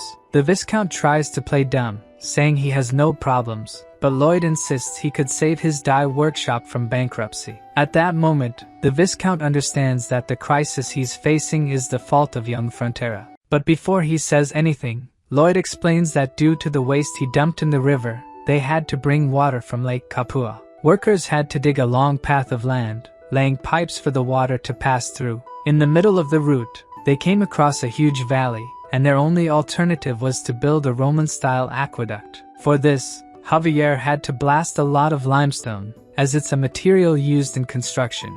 Some limestone rocks ended up accidentally in the river. Anxiously, the Viscount asks, "What the hell does this have to do with your paint workshop?" Lloyd explains that the water flowing to the workshop is full of limestone, which caused their clothes to be dyed brown. Rakona says she will take them to court, and the protagonist says it will take at least 2 years, asking if anyone will remember their products during that time. Afraid of going bankrupt, the Viscount is totally shocked. Lloyd, having already satisfied him by dispelling his doubts, bids farewell. But as he's leaving, he's threatened by the Viscount, who says he'll make his life hell. Outside, Javier questions Lloyd's intentions. All he did was provoke him, but that man is truly dangerous due to his connections in the capital. The MC asks him to wait and see who has more to lose. A month later, the Viscount kneels to beg for help to save his paint workshop. With a tone of superiority, Lloyd asks if 2 of his prosperous connections said he couldn't win this case. Deeply regretful, the Viscount apologizes, but the protagonist isn't interested in pride or apologies. All he wants is for the Viscount to sign a contract. If he signs it, water will be supplied to his workshop in a week. Seeing the exorbitant amount he'll have to pay, he asks why someone would put a price on water. The protagonist finds it strange, as he was the one who taught him that water isn't free. Startled, the Viscount sees no alternative but to sign. Even his father is scared to receive such a large sum of money every month. With a cynical expression, he says the Viscount is a very generous man. Javier thinks that the Viscount started the battle, but now, the protagonist seems like the devil himself. That contract doesn't have a specific end date, which means he'll take everything from the Viscount until he dies. In fact, knowing Lloyd's personality, he'll be draining his money for generations. Like a demon king, Lloyd wouldn't let this slide with just a pat on the back. If he could exchange blood vessels for money, he'd rip them all out. The Count also has great news to share. He found a buyer for the Orc tribe's treasures. When the protagonist asks who bought them, he finds it really odd, as someone like him would easily be able to buy new pieces. His father doesn't know the details exactly, but it seems like he wants to build a statue in the sea. At that moment, we see Count Cremo looking out his window. On the horizon, something starts rising from the sea. A great monster emerges from the depths of the oceans. The Count looks at it angrily. The creature comes entirely out of the sea, ready to attack everything in its path. The next day, we return to the Frontera territory. Javier reported to the Baron that they would be leaving in a week, and, to minimize expenses, the young master requested about 10 men to accompany him. Taking care of a plant, he said that if that's what his son wants to do, then he should fulfill his request. Javier asked him not to worry since he would be monitoring him closely. The Baron mentioned that when the Knight of Viscount Lacona came to blackmail him, he was terrified and actually considered giving up the lands. However, after seeing his son and the efforts of the people, he found courage. The Baron said he had always been an indecisive and incompetent lord, but Javier disagreed, saying he was the opposite, a welcoming and kind person, more so than any other noble. Despite appreciating his subordinate's words, he still couldn't say he was a good lord because of it. A leader should have firm principles and be willing to act, just like Lloyd. Javier knew that the only principle that guy had was money, but he was starting to doubt if that was so bad. The Baron stated that Javier's mission was no longer to monitor but to protect him since he was the heir to this land. Javier accepted his request, but even though Lloyd had miraculously revived the family's fortunes, he would never be able to like him. In the past, the Baron rescued him and asked what he would like to be when he grew up. Young Javier said he wanted to become a knight so he could protect him. Since he survived the winter alone, the Baron was sure he would become a great knight. On that day, he carved a wooden sword and gave it as a gift, but young Lloyd mocked him, asking how an orphan could become a knight, and broke the sword his father had carved. Javier returned to his room, taking off his coat while looking at the broken sword he had kept for so many years, sure that he could never like Lloyd. The MC started attending to his recurring client, joking that Javier couldn't live without him anymore. To help him sleep, Professor Miram began reciting the discharge compression method. Almost falling asleep, Javier was sure he should hate him, but it's as if he had transformed into a completely different person. It's hard to admit, but he had become a decent person. In the middle of the night, while both were in a deep sleep, an assassin invaded Lloyd's room and blamed everything on him. The assassin leaped from the window ready to stab him, but Javier quickly woke up and attacked the assassin, cutting his sword and leg. Due to the commotion, the protagonist woke up and saw Javier immobilizing the Knight of Viscount Racona. The next day, while monitoring the work, he reminded his employees of the company motto, "Safety first." Javier arrived, saying he handed the assassin over to the Viscount. He probably tried to target him because he was fired, as Racona is paying a lot for the water. The protagonist said it made sense since he was a well-paid knight, but all he did was get beaten up by his brother. Realizing that his master already expected something like this to happen, Javier asked why he didn't take any precautionary measures. Lloyd was confused by his question, wondering why he should take precautions when Javier is his bodyguard. Thanks to him, the protagonist could move so freely. When you think about it, it should have been impossible for a 5-year-old boy who lost his village in a monster attack to survive the winter. But he did and even became a knight. Is there anyone more reliable than him to be his bodyguard? Hearing the sincere words of the protagonist, Javier slowly started to let go of his long-standing resentment. He hated himself for thinking it, but Lloyd really is a decent guy. Since they would have finished the pipe construction by tomorrow, they could finally prepare to go to Cremo to make a lot of money. On the way, the protagonist falls asleep on Javier's back, which angers Javier enough to elbow Lloyd in the face. Lloyd wakes up, asking if he really just got hit. The MC decides to get off and asks Javier to teach him horseback riding. Javier retorts that he is a knight, not a teacher. Lloyd says it's in order. Javier calls him repulsive, but the system continues with automatic translation, making the protagonist angry and telling him to shut up. Then he receives a truly useful notification. Rumors of his incredible construction work have spread, earning him even more fame points. Realizing that fame means money, the protagonist now sees a great future ahead. The journey there isn't short. Winter arrives while they're still on the road, so they only manage to reach Cremo in the middle of winter. The Baron there greets them. He had heard rumors about a talented builder, but never imagined he would look so young. However, he's not saying this to the protagonist but to Javier. Lloyd tries to interrupt, but the Count is determined to marry Javier to his daughter. Due to the interruption, the Count gets angry, asking how a mere servant dares to interrupt a noble's conversation, even making the system laugh at the MC's face. A while later, they manage to explain the situation. Lloyd is in deep depression, while Javier struggles not to laugh. To make matters worse, the Baron says it's Lloyd's fault for being born with the appearance of a servant. This man in front of him is the Lord of Cremo, the commercial city, and also an important character from the novel, helping Javier when he became a criminal. He wants to buy jewels to decorate a statue to be placed in the sea. However,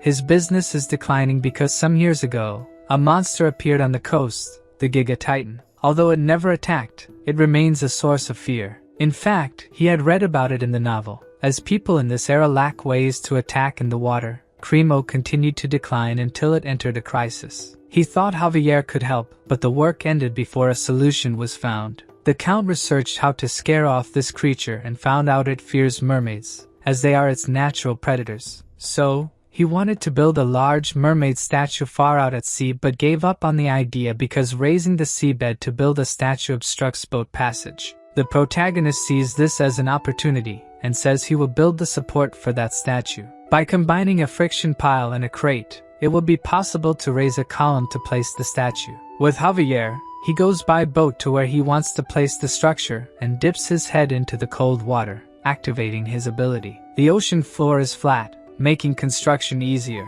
However, he can't bear to stay submerged for long as the water starts freezing his face. Javier seems happy watching Lloyd shiver from the cold and apologizes, saying it's the first time seeing someone suffer that makes him so happy. Also, Javier is curious about how Lloyd will build something from the ocean floor to the surface. To do this, he'll need to use magic. Lloyd says the only magic he'll need is cement magic, but the question is how he creates cement in this world. Back on the deck, Javier sarcastically tells him not to look where he's going and fall, to which Lloyd responds that his sarcasm is reaching master swordsman level, calling him a master of irony. Looking back, a young blonde lady asks if he's Master Lloyd, and seeing the love letter in his hand, the protagonist blushes. Lloyd, however, is disappointed when the letter is delivered to Javier. He kind of expected it, but seeing the swordsman tuck away the love letter, as if nothing happened, fills Lloyd with rage, asking how he could look at the love letter and act like it was nothing.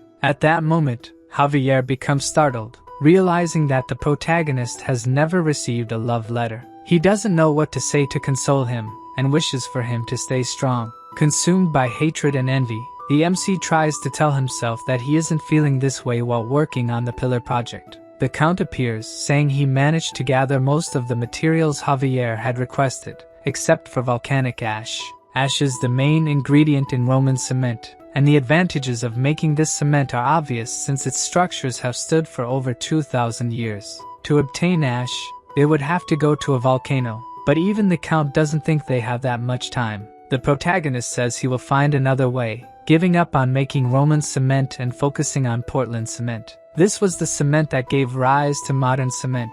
The MC knows roughly how to make it but not the specifics, so using his brain, he will experiment with all possible combinations and figure out how to make it. However, even after 129 samples, he still hasn't made a strong enough cement. Seeing his master exerting so much effort, his pets become sad, trying their best to get him out of the house a little. He shouts that he's busy but remembers a little dog he had in his past life. At that time, it was his only family. After its death, he regretted not playing more with it. Lloyd then hugs his pets and says they are more important than the research. While walking through the streets at night, Lloyd apologizes to them. Until now, he has only been giving orders as if they were machines, but if something happened to them, he would regret it deeply. Seeing his sincere feelings, the pet's relationship with the protagonist changes, and now they start to consider him part of the pack. Even the system congratulates him on one of their evolutions. The pets themselves ask for his sister Cobra to evolve. She starts to glow and float,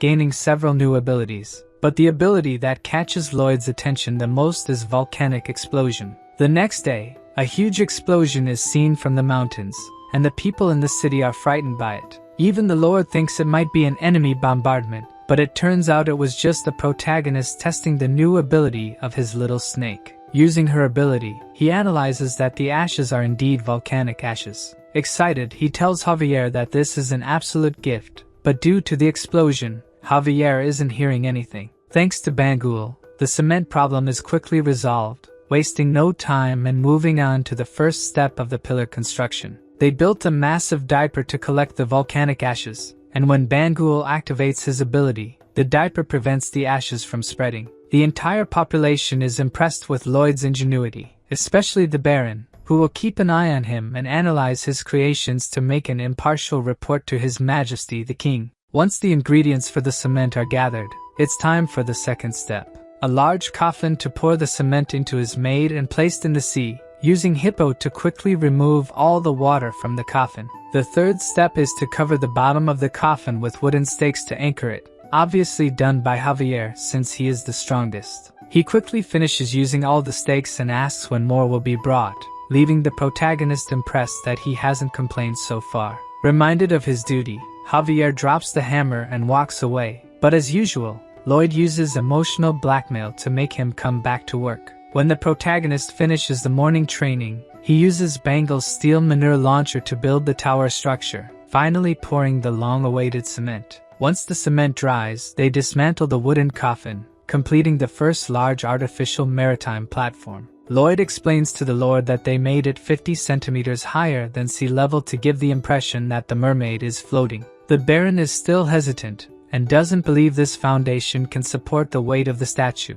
But if it does work, he won't be disappointed with the construction fee. At night, the statue is finally placed on the platform, a grand mermaid statue covered with sparkling jewels. To celebrate the achievement, a nobles' party is held on the ships. The protagonist, obliged to participate, feels uncomfortable in his outfit and asks Javier how he can stand wearing it. The Lord introduces Lloyd, saying it was this young man who made the statue a reality. And once again, the protagonist is ignored by people who mistake him for Javier. He knows he's smarter than most and prefers money transfers to compliments. But the look of sadness on Javier's face annoys him greatly. To completely crush his self-esteem, the Lord appears, saying it's because of his face. While the party is going on, a little distant from the ships, at the bottom of the sea, the Giga Titan observes the statue. Seeing that mermaid, his natural enemy, all he can think about is attacking her. He quickly approaches the ships, where the protagonist chats with other nobles, and Javier captivates all the women present with just his presence. He goes to the edge of the ship and drinks his wine peacefully, but he feels a slight tremor in his glass, causing him to look towards the sea. At that moment, the protagonist approaches, asking what he's doing. Javier thinks something is coming towards them, something fast and about the size of 2 ships, making the protagonist realize exactly what it is. He approaches the Lord and speaks quietly so only he can hear, that the Giga Titan is approaching and they must evacuate everyone. The Count calls his knight and asks if he feels anything strange in the sea, but he says no.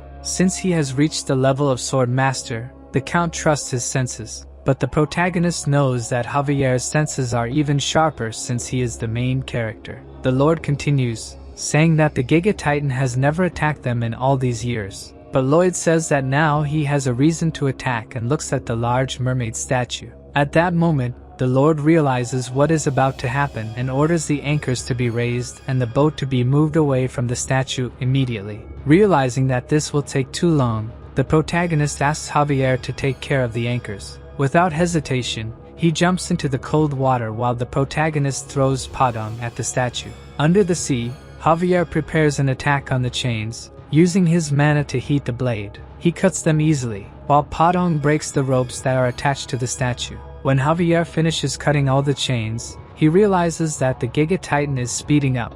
Even though the ships are already loose, it is too late. The Giga Titan appears, knocking everything in its path. The protagonist and the others on the boat are thrown into the sea, while Padong dodges the monster's attack.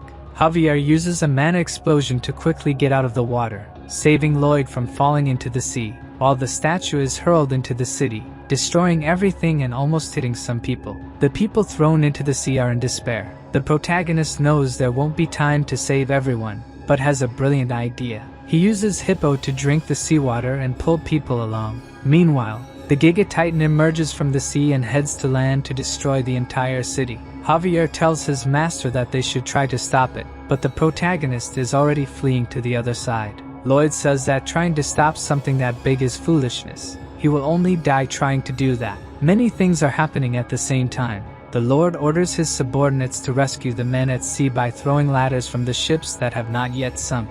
Meanwhile, in the city, the gigantic Titan continues to destroy everything. Javier asks if Lloyd is really going to ignore the people who are in danger, but his only concern is to get the money. Lloyd says they didn't come there to fight a giant thing but to keep the peace. At that moment, Javier is disappointed with his master. He thought Lloyd was someone who always fought to protect others, but now he sees who he truly is. As a gentleman, he would never abandon people in distress. Lloyd tries to warn him that if he tries to fight that thing, he will die. But Javier doesn't listen to his orders and heads towards the monster. Using his blade board and mana blast, he quickly approaches the coast. The soldiers shoot cannonballs at the gigantic Titan, but they are only reflected by his armor. The soldiers are scared as not even a scratch is made. The monster prepares an attack by opening its armor, and the wind power that comes out is so strong that it destroys the attack towers. The monster's real concern is not the soldiers but the supposed mermaid that it believes is still alive. Only its advance towards the statue destroys a large part of the city, causing fear and panic among the population. A man who fell on the ground is almost trampled by the gigantic Titan, but Javier appears to save him. He attacks the monster directly, hitting one of its joints, but even using the mana blast, his attack is reflected, only making the Titan angrier. Javier dodges its attack, but the monster takes advantage of him being in the air and fires a burst. Even trying to protect himself, he is hit directly. With just one attack, Javier is already quite injured. He knows it will be impossible to defeat this creature, but he is willing to sacrifice himself so that as many people as possible are saved. While Javier fights to save the population, the protagonist tries to escape on a table. It's not like he's an overpowered character or anything. Even if he spent all his RP, the only skills he has are related to construction. It's not that he's not sad about people being hurt and the city being destroyed, but he can't do anything. However, when the protagonist says these words, something clicks in his head. He realizes he must return immediately since the Lord hasn't paid the construction department's commission yet. While Lloyd advances quickly to the city, Javier fiercely fights the creature. Dodging its attack, he thinks that as monstrous as it is, it's still an animal. Its weak point is probably in the eye. However, even using the mana blast and attacking the eye directly, nothing happens to the monster. With nothing else to do, Javier is attacked by one of its antennas. But Hippo appears just in time to save him, releasing all the water and returning to the protagonist's head. Lloyd is extremely angry because the giant lobster dared to interfere with his cash flow. Javier takes advantage of the opening his master created to attack the monster, but once again the attack is only repelled by the armor. He becomes scared since he can't get through this thing. At first, he thought he could win, but now he knows it's impossible. However, even though the situation is unfavorable, he remains calm since his master has returned. There is a possibility of victory. 2 minutes earlier, the protagonist was using the Padang to move through the city, observing from afar as he tries to find a weak spot using his ability to understand what it's made of. Its armor is 1 meter thick, a mix of dentina and quintina, molecularly a triple honeycomb structure tightly intertwined. When Javier attacks, all the impact energy is transferred to his horn, releasing it into the air. Inside the creature, there is a sac for its hydraulic claw. If they can destroy the beak and hit that sac with the blessed mana, the creature will surely be killed. Javier asks what he should do, while Lloyd gestures to cut the horn with his hand, but the swordsman doesn't understand anything and asks if he's gone crazy. The protagonist then decides to shout, explaining that he should cut the horn, while Javier elegantly dodges the attack from the giant lobster, knowing that cutting the horn won't cause lethal damage. But his master wouldn't ask for it without a plan behind it. Lloyd warns that even though it's hollow inside, it won't be easily cut and that mana circles aren't just about hitting. Javier doesn't exactly know what he means by that, but instead of just hitting, he uses the mana circle like an electric saw to cut. The protagonist is happy knowing that his theory really worked. This time Javier's attack really seems to damage the monster, and when he is about to be attacked, the MC uses the Padang to defend him. Javier finally manages to cut the horn, making the creature scream in pain, but the only thing that falls to the ground is his sword, leaving the protagonist totally shocked. Even knowing he would be crushed by the Giga Titan, Javier stayed underneath it to attack. He was willing to sacrifice himself to defeat it. However, at the last second, Padang rescued him. The hamster scolded Javier, who, even though he didn't understand exactly what he was saying, understood that he was probably being reprimanded for being reckless. After thoroughly analyzing the Giga Titan, the only remaining option to defeat it was the combination of Plan A plus D. To do this, he first called Padang and told him to take him to the location he mentioned earlier. Lloyd warned that the creature now saw Javier as a threat, so he asked Javier to lure the monster into the forest. The protagonist had bought enough time. They should have finished by now, so the only thing left to do was to trust the Count. 15 minutes earlier, the Lord was in shock watching his city being destroyed by the monster. His knight apologized for not detecting it earlier, but the Count said the fault was actually his. It was a mistake to think they could drive out the beast with just a statue. At that moment, the protagonist stated that the statue did drive it away. That monster only came to destroy it, and recommended taking advantage of this obsession. He would buy as much time as possible for the Count to prepare something. Javier continued dodging the beast's attacks, but even he was reaching his limit, yet he kept luring the creature relentlessly into the forest. The Giga Titan remained an unstoppable force that destroyed everything in its path, and Javier couldn't run anymore, getting closer to being caught by the creature. Before he was caught, the protagonist shouted, asking for applause for the bronze statue. When Javier looked, Lloyd was bringing the statue, now fully patched up. Seeing its natural enemy, the Giga Titan flew into a rage, leaving Lloyd quite pleased with its reaction. Through the novel, He knew he could trust the Count to reassemble the statue. His plan was to use it to create an opening for Javier to attack. When they got close enough to the monster, Padong drifted the cart, and they began to lure the Titan towards them. Javier seized the opportunity to attack the creature's weak point, hitting it precisely with a mana blast. Even though the attack was powerful and created a huge explosion, all it did was create a crack in the armor. Javier was saddened by his weakness, but as he fell, he heard Lloyd say to leave the rest to him. As your master spoke with great confidence, he knows he can now relax. Before he hits the ground, Hippo appears to cushion his fall. Lloyd shouts that he will protect this city no matter what. Padong is also at his limit, and he can't ask for more from him. At his signal, Padong throws the protagonist towards the Giga Titan. Earlier, when he was still heading to save the city,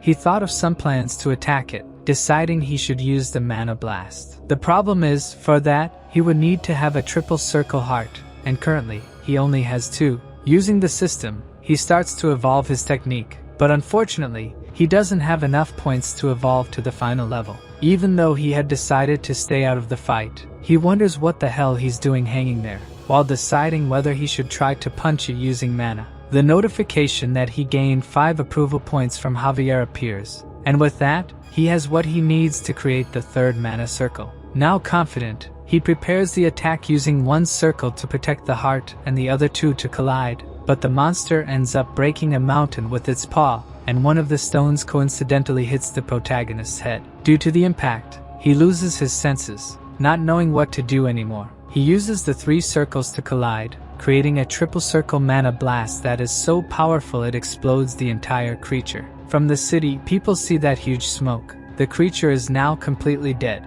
Lloyd's pets try to wake Javier up. Slowly, he gets up and sees the Giga Titan on the ground, impressed that he actually succeeded. However, Padong is not happy at all and tries to get Javier's attention. He follows the 3 desperate pets, finding Lloyd a little further ahead, with a bleeding head and lifeless eyes. He gets close and listens to his heart. However, Lloyd has no heartbeat. A carrier pigeon flies to the Frontera household, where the Count retrieves the letter and is completely startled by its contents. He immediately mounts his horse and sets off towards Cremo. In the letter he read, the Lord of Cremo mentions that his eldest son, Lloyd, admirably completed all the construction work they needed, but after the party, the city faced great danger, and at that moment Lloyd and his guards sacrificed themselves to save countless lives, leaving Lloyd in an unusual coma state. The Baron hurries to Cremo, worried about his son, yet recalling all the moments he shared with the new Lloyd, who never called him father,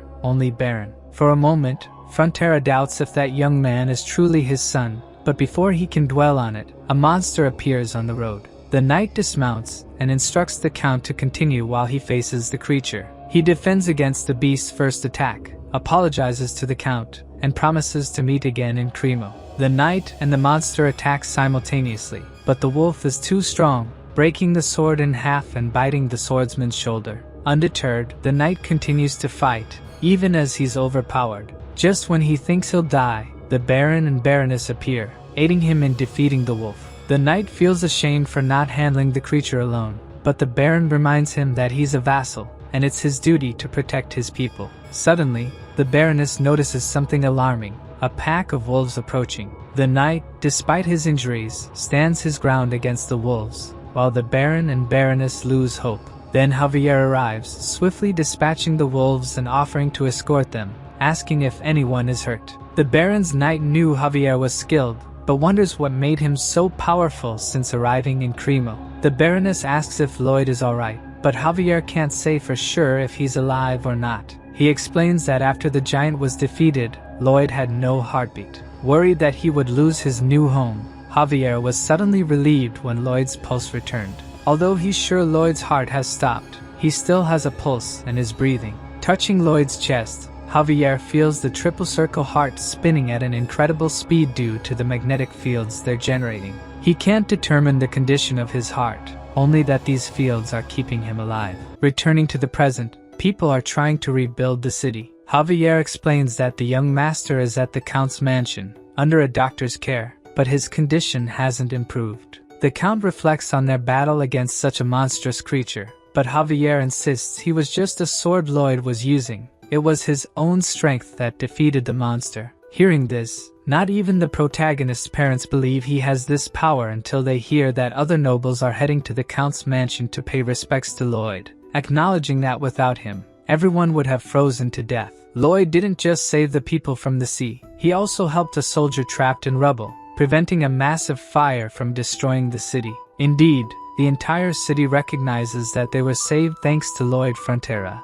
and everyone outside the Baron's house pays homage to him. A man tries to start an argument, blaming Lloyd for the incident because of a statue he made, but he's beaten by the crowd, who are quite agitated. In the room, the protagonist finally wakes up, his head hurting, and some system notifications are in front of him. He remembers using the triple mana blast like an idiot, and wonders if he's really alive. The system confirms he is, prompting the protagonist to ask how, since his heart should have exploded. At that moment, Javier enters the room and is shocked by the scene. Lloyd is happy to see him, immediately asking how much they will be paid for the construction. For a moment, Javier is disappointed that these were his first words, but he's happy soon after because Lloyd seems healthy. The Baron and Baroness rush into the room, embracing their son who has just awakened. Whether he is the true Lloyd or not doesn't matter now, they are just grateful he's alive. In the royal capital of Magenta, a servant reports to the king about the letter from the Count of Cremo. The king is intrigued that such a man exists in his kingdom, and instructs his subordinate to send a message to Baron Frontera to bring his son and guard. The Royal Highness, Alicia, declares that she will meet this man and evaluate him herself. Returning to Cremo, the system states that your great courage, wisdom, and self-sacrifice are spreading throughout the kingdom. Thanks to having taken your social position, he gained 1,500 RP. Additionally, he also obtained a mana heart, which explains why he has so much energy even though he's been in a coma for a month. Now that he has become the owner of a mana heart, digging will be much easier. The system questions if that's the only way he can think of using it, but the protagonist wonders if he's underestimating the world's builders. Since his mana heart emerged abnormally, it has unique properties. He gained the ability of neutralized shock, which literally means he can use the triple core explosion whenever he wants. Now the work in the mine will be much faster. The protagonist explains that the mana heart needs to be protected from the impacts caused by blessed mana. It acts practically like an ammunition depot, which is why he must protect the mana heart using one of the circles. But at that moment, he didn't have a mana heart, so he was able to survive the shock caused by the explosion. Who would have thought that neglecting mana heart training would end up being beneficial? At that moment, the Lord enters the carriage, saying they must leave immediately. As he watches the Lord go to sit down, the protagonist gives a look as if planning something. The carriage continues through the city streets, and looking out the window, Lloyd wonders how much it will cost to repair the buildings and streets. The Lord says it's hard to say, but it will probably take a month of the city's budget production. Upon hearing this, the protagonist plays his card and says that if the Giga Titan had not been defeated, it would probably take half a year of production to repair everything. Realizing what's happening, the Lord immediately asks what he means by that. Lloyd says that what he's gaining compared to what they'll save in construction is a small portion. He continues using his manipulation game and mentions that he heard from some attendants that the Lord would financially compensate anyone who worked for the city's public interest. Realizing he has no choice, the Lord increases the amount he will receive by 1.5 times. The atmosphere in the carriage remains heavy. The protagonist says he wasn't asking for money, but he finally realizes that for the Lord, the lives of his civilians are worth 1.5 times the commission of his construction. Due to emotional blackmail, the Baron doubles the commission. Lloyd remains silent with a cold expression on his face, causing the Baron to increase the proposal to triple. At that moment, we see in the window's reflection the monstrous expression the protagonist is making. The Baron realizes he has just been extorted, while the MC extends his hand to him. Now with a completely friendly atmosphere, he appreciates his generosity, and says he will make good use of the special compensation. The Lord shakes his hand, though he finds it very strange since he was definitely just extorted. Still, he can't bring himself to hate him. The Count's carriage passes through the crowd, who are shouting incessantly that Master Lloyd has arrived. For someone who is a complete nobody in Korea, this is a lot of pressure. The Lord says they have prepared a podium for him, using a voice amplification sphere. The protagonist thinks of giving a generic speech since he won't make money from it. So on stage, seeing the crowd shout his name, the only thing he can think of is making money from each of those people. Instead of giving a speech, he asks if the citizens have heard of Andal coding. Realizing they haven't, he begins to explain how Andal will change their lives.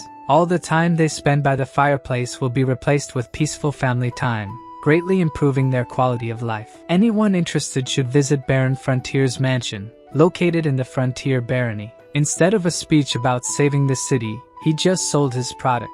The Lord understands why he doesn't hate him. Someone so obsessed with every penny of profit that persists in their goals is someone you can't hate, but rather desire by your side. Returning home, or rather, his future golden goose, Lloyd thought that the oldest knight, Lord Byron, earned far too much compared to his level of skill, which barely reached intermediate. However, the man in front of him left him completely amazed. He neatly organized the ongoing mining plans, the list of names and details of land construction, and simply everything that needed management, even down to sales and profit. Startled, the protagonist asked if he had done all this while he was away. Byron replied that he had left it for him to take care of, so he was just doing his job. A worker arrived and reported that the interior of the Andal floor project was complete and awaited inspection. Outside, he meticulously observed every detail of the floor, praising the workers for this time there were no flaws. Lloyd was simply shocked looking at him. This man he thought useless was extremely capable. If he had been born in modern Korea, he would probably be a director of a major corporation. The large-scale contract was entirely handled by the Baron and Baroness. These two had a gift beyond being lords of a state, making the protagonist realize that your luck starts the moment you are born.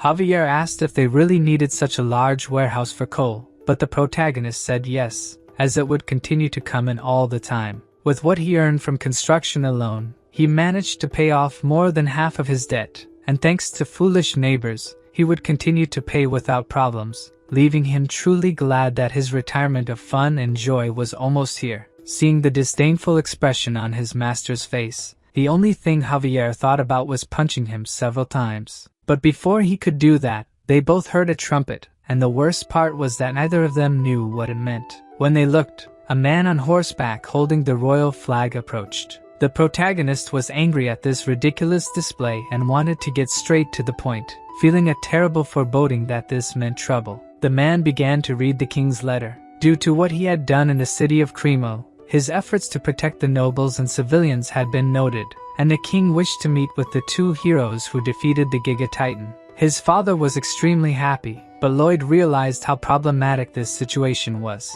If there was one thing he had learned in the army, it was never to stand out too much. Once, a superior found out he was a civil engineer and asked him to build a sauna. He studied like mad to create one, but that was also his worst mistake because it turned out too perfect, and then the superiors started making many requests of him. Upon hearing that they had to visit the Majesty, he knew he shouldn't have built that platform in the ocean. Inside the royal carriage, he felt completely hopeless. Javier said he looked like he was going to be executed, which was unexpected since his master would probably have said something like, "How much can I extract from Majesty?" This made him see a bit of color in the world again since he had read the novel and knew some things that would happen. If he could use all that to his advantage, he would surely get the most money possible from the Majesty. Arriving at the palace, Lloyd and Javier knelt before her. When they looked up, Lloyd almost had a heart attack because of her beauty. When the protagonist introduced himself, Majesty was surprised that he was Lloyd Frontera since he and his side had a much more noble aura. She also sensed a different mana flow coming from Javier, and he seemed worthy of being her fighting partner, as expected of one of the kingdom's two martial masters. She immediately discerned that Javier was special. It seemed awkward flattery wouldn't work on her. The queen appreciates the courage and altruism he demonstrated. However, she doesn't judge a man based on what others say, but rather on what she sees. As the protagonist already expected, she wants to test his abilities. The opportunity Lloyd was hoping for has arisen. If he does well, he'll secure a contract with the Majesty.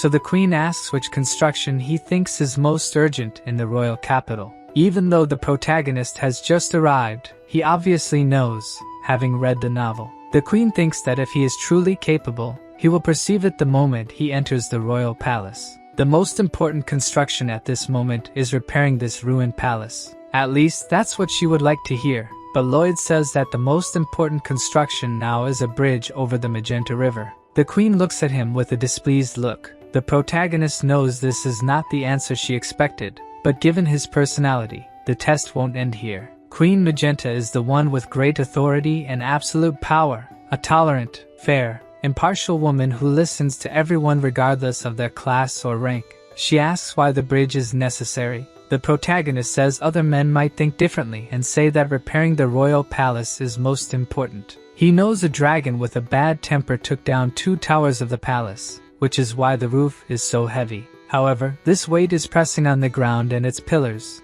causing it to slowly collapse. Even after all this, the protagonist says that the repair can be postponed and that building the bridge is more urgent. The queen realizes he knew what she was thinking and still gave a different answer, while the protagonist knows that she knows he gave a different answer. The queen, like a lion ablaze, shows her power, while Lloyd is like a puppy chasing after a construction contract. He says the current Magenta River Bridge has been rebuilt 20 times and regularly collapses due to not withstanding the rising waters in spring, asking for Majesty's trust to build a new bridge that will never collapse, clearly referring to a modern suspension bridge. Seeing that the man in front of her just criticized her decision, the queen starts to like him and asks to hear more about this bridge. Majesty took the bait, and Lloyd lets out his demonic laugh. He knew from the start that the queen despised sycophants and placed trust in those who were strong in their words. However, eventually, she will be betrayed by someone she trusts and will lose one of her arms, becoming the assassin tyrant, but that's a story 3 years in the future. The queen asks what he will do if the bridge collapses. In his mind, Lloyd would pack his things and leave the country, but he ends up betting his head on it. In return, as long as his bridge stands, he would like to secure a position for his family. The redhead, who hadn't shown anything until now, gives a small smile and accepts the proposal to build a bridge. Lloyd reaches into his pocket and pulls out a contract. The queen asks if he doesn't trust his words and is impressed that he prepared a contract in such a short time. Humbly, the protagonist says that this contract states if he doesn't build a bridge honestly, she can do whatever she wants with him, thinking of it as a loyalty contract from a humble man to Her Majesty. The queen ends up signing the contract and finds it strange that she was led to do so, but she doesn't mind. As a gesture of gratitude, the protagonist raises his but while holding the contract. Walking through the palace following the butler, Lloyd twirls and shows off the contract he managed to get from the queen. Javier asks him to be a bit more careful, since she could have taken his head if she wanted. The man next to the queen says that he is quite intelligent. She really thinks he's more cunning than she imagined. When Kyler asks if she wasn't displeased since he knew from the start that he could defeat her, the queen says no, as he seemed pathetic and adorable. A few days later, Lloyd prepares to leave with a large bag on his back. Javier asks if it's okay to go alone, but the protagonist says it's even better without him, since his presence alone attracts all the women in the region. Before heading to the royal city, his mother asked him to deliver a bag full of blankets and clothes to his younger brother, Julian. As he goes to him, the protagonist tries to remember what happens in the novel. At this point in the story, the Baron had already lost everything, and his younger brother was probably expelled from school and died wandering a back alley at night. Lloyd feels incredible for saving lives and sets out to find his brother, without even knowing what he looks like. Thank you for watching. Don't forget to subscribe to the channel so you don't miss out on upcoming videos. Leave a like if you enjoyed it and share with your friends. See you in the next video. Bye for now.